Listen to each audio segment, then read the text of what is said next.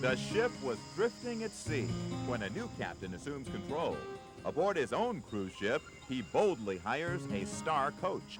It's my distinct pleasure and honor to introduce you to the new president and head coach of the Miami Heat, Pat Riley. Pat. The new coach proclaims a mandate and a mission. There's this image in my mind about, the symbolic parade, this championship parade, and I mean, that's the only reason that I coach. Then comes the new foundation, an enforcer, a playmaker. Add blossoming stars from a deep supporting cast, and things heat up for the Heat. Leonard double pumps, and hits! He hit it, and the Heat win! The Heat become elite with a division title and a 60-win season. Now all that remains is a run for playoff glory.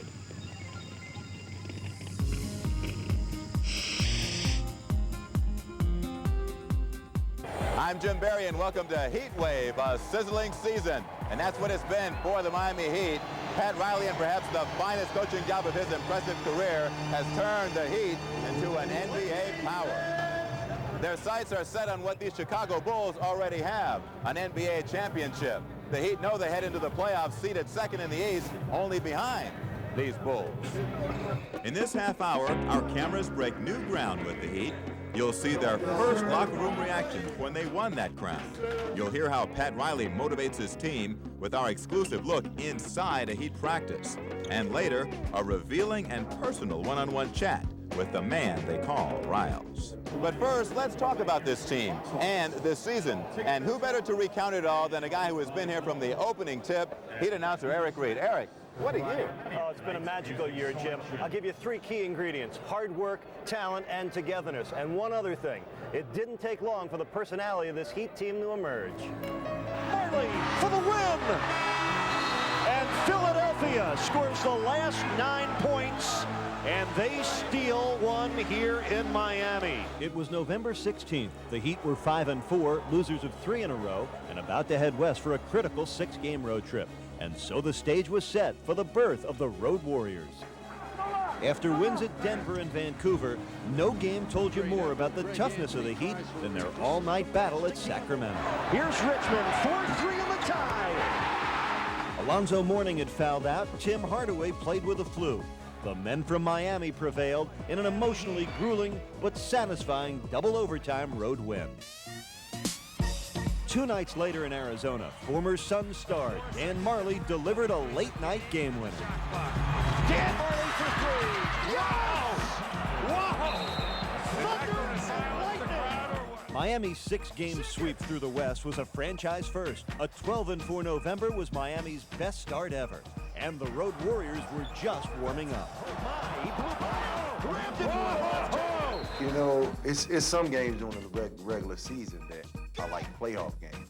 Like the game we played up in Chicago. You could just feel it. That's what it's all about. Hardaway on the drive. Out to Marley for the win. Yes, sir! Yes, sir! Dan Marley! Whoa! Miami's 3-point win was their 8th in a row on the road. Just 3 nights later, the magic continued in Cleveland. Leonard got it back. 3 seconds left. Leonard double pumps. And hits! He hit it, and the Heat win! Hassan Leonard! Hassan Leonard off the glass! Oh, boy! Oh, boy! It was a special night, and it was a big win for us, and it felt good, having the teammates come out, appreciate the thing that you did, and that was to help the team win. Leonard and Hardaway fast became the league's best 3-point shooting backcourt, and they formed a dynamic duo. Elliott Perry, Hardaway, what a steal! Oh, brother! Look at this guy dance. 2-3.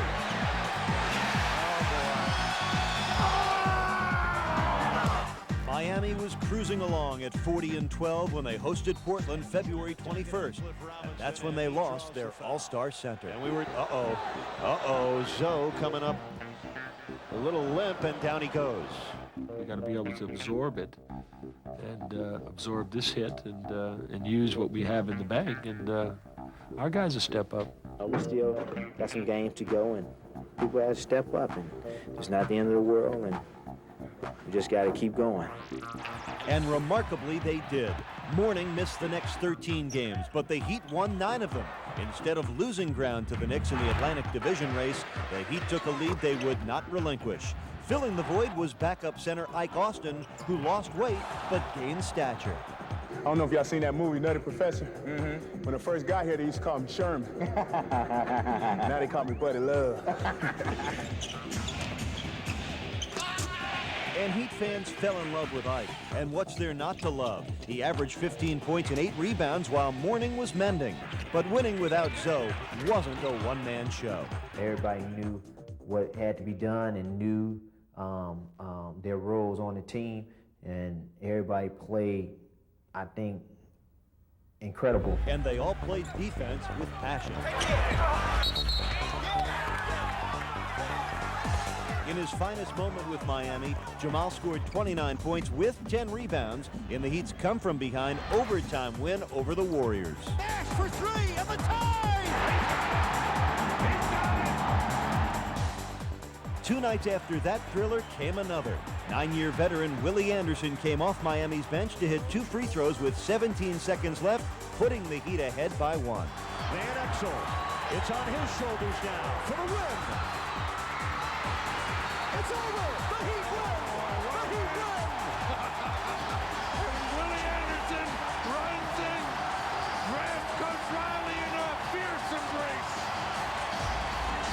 South Florida, what do you think of the Heat now? 50 wins. Less than a month later, on April 16th, the defending world champs arrived in Miami looking for win number 70. But the night belonged to the Heat as their magical season reached its peak. It is over. The Heat win their 60th game at Chicago's expense. You know, it's a great win for us. Winning 60 games, the first time in the history of the franchise. I think there's a lot that this team should be proud of. They're number one, you know, and anytime you knock off number one, you feel good about yourself for a couple minutes, and then you got to go back to work. I think they've gotten the swagger or the confidence that they need to be champions, and until we match their intensity, when we play against this team, if we have to play against them, then certainly they can come in and dominate you. In a season of big moments for Alonzo Mourning and the rest of his Heat teammates, none was bigger than the night the Heat clinched its first ever Atlantic Division crown. How excited Alonzo was along with P.J. Brown. Let's go back to that historic night and also give you an exclusive glimpse inside the Heat locker room the moment it happens. 27 left, Leonard for 3. Yes, sir! Leonard from way out there. It was a night the shots kept dropping and Alonzo kept cheering. Here's Hardaway setting for an open 3. Look out! Look out! Even with their big man stuck on the bench with foul trouble, the Heat pulls away from Detroit with relentless three-point artillery. Out to Hardaway, another 3. The fans felt electricity. The players felt good. The Heat dispatches up Detroit, and Riles waits for Tim Hardaway, who carries the team with a 30-point, 48-minute performance.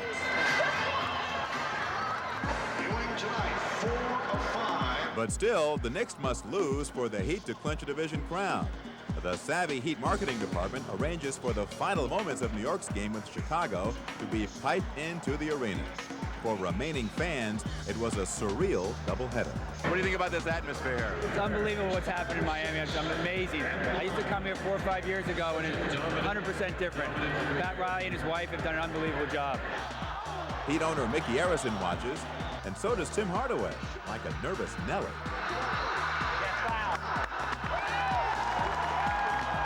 In the final moments, New York loses, and Hardaway, never before a division title winner, celebrates, but he wasn't alone.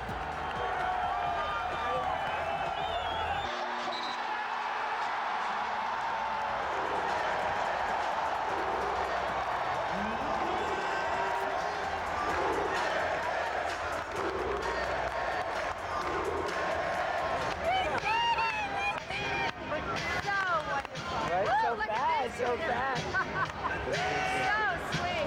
Domestic Ray. Not Back coming. It's a great day for the franchise, and I'm proud of the players, you know, for what they have done.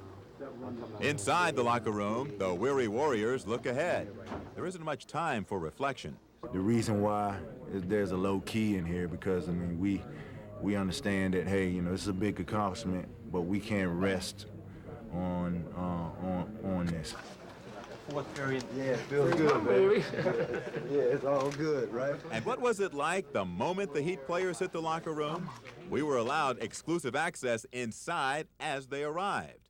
No champagne, no cigars, but plenty of satisfaction. Yes, sir, buddy. Yes, sir, buddy. Yes, sir. I know, you wanted to see more, didn't you? Well, so did we. Unfortunately, shortly thereafter, Pat Riley told our cameraman to go dark. However, we were back up and rolling the very next day at Heat practice. And when we come back, we'll give you a rare glimpse at how Pat Riley gets his players to practice the teamwork he preaches.